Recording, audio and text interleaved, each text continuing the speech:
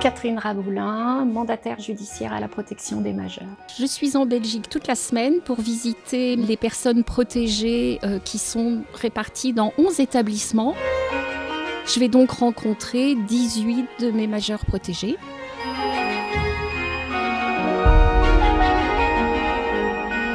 En France, la loi protège les personnes qui sont ou qui deviennent vulnérables en raison d'une maladie ou d'une infirmité qui va les empêcher de se protéger eux-mêmes. Ça peut concerner leur personne ou alors leur patrimoine. Ces personnes sont protégées par la mise en place d'une mesure de protection décidée par un juge, le juge des tutelles. On a plusieurs mesures de protection juridique en France, dont les plus connues sont la curatelle, la tutelle, mais également l'habilitation familiale. Ces mesures de protection sont en général demandées par les familles, mais elles peuvent l'être aussi par le majeur, qui peut anticiper sa propre vulnérabilité, et ça s'appelle dans ce cas-là le mandat de protection future.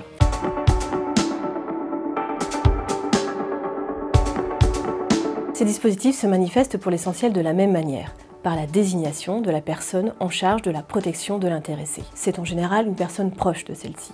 Son conjoint, un enfant, éventuellement un autre membre de la famille, un ami, ça peut être aussi un professionnel. Et dans ce cas-là, la personne désignée va agir dans l'intérêt de celle-ci, soit en l'aidant à prendre des décisions, soit en prenant des décisions à sa place. Dans le cadre de mes attributions de juge des tutelles, j'ai en charge d'un cabinet de 1500 personnes sur les 2600 mesures que compte le tribunal de proximité de Maubeuge.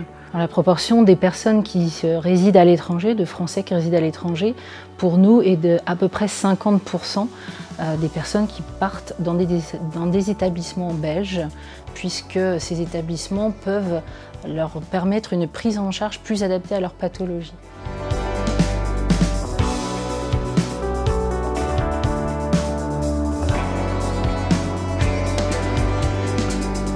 Le mandataire peut rencontrer certaines difficultés dans l'exercice de la mesure hors des frontières. En effet, lorsqu'il s'agit de réviser la mesure de protection, il est parfois difficile de faire se déplacer la personne protégée. Le juge des tutelles peut alors décider de le rencontrer en visioconférence, mais cette visioconférence n'est pas toujours adaptée à l'état de la personne. Alors les motifs pour lesquels les personnes majeures peuvent demander à voir le juge des tutelles, c'est en particulier lors du renouvellement des mesures, mais aussi pour certaines demandes particulières, quand ils ne s'entendent pas avec leur tuteur ou leur curateur, quand ils ne sont pas d'accord, par exemple, sur la somme d'argent qui est donnée au quotidien. Donc parfois, ils sont en désaccord et je les reçois et je m'attache à les recevoir le plus possible. Donc ils sont convoqués et souvent, quand ils résident à l'étranger, notamment en Belgique, l'établissement prend à sa charge le transport et il nous les amène. Et ils sont assez contents de nous voir et de s'adresser à leur juge pour parler de leur quotidien et de leurs difficultés.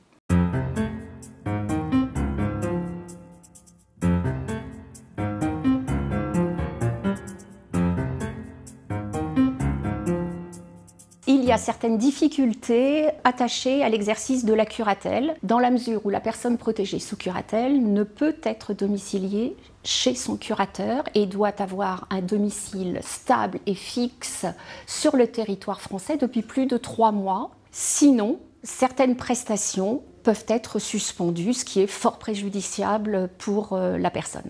Alors, la difficulté principale rencontrée pour une personne majeure qui réside à l'étranger, et quand elle est appelée à une succession justement à l'étranger, pour la gestion de son patrimoine ou pour une succession, souvent comme ce sont des membres de sa famille qui gèrent la mesure, ils ne comprennent pas pourquoi le magistrat français doit donner son autorisation pour permettre d'intervenir là-bas.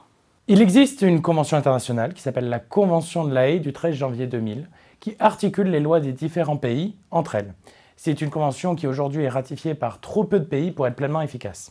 Alors moi, concernant l'application de cette convention, je vais en faire usage si vraiment j'ai des membres de la famille qui m'indiquent, par exemple, nous souhaiterions que la personne rentre au pays. Quand la personne majeure vulnérable habite en France depuis plusieurs années, et notamment plus d'une quarantaine d'années, a fait toute sa carrière, touche sa retraite ici, a une carte de résident, une résidence stable, là je vais en faire application, mais j'ai dû en faire application une seule fois dans toutes les mesures que j'ai depuis que je suis affectée ici.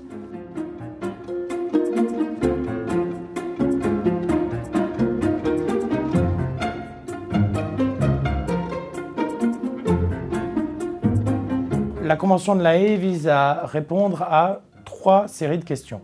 Premièrement, quelle autorité ou quelle juridiction est compétente pour décider de la protection d'un majeur?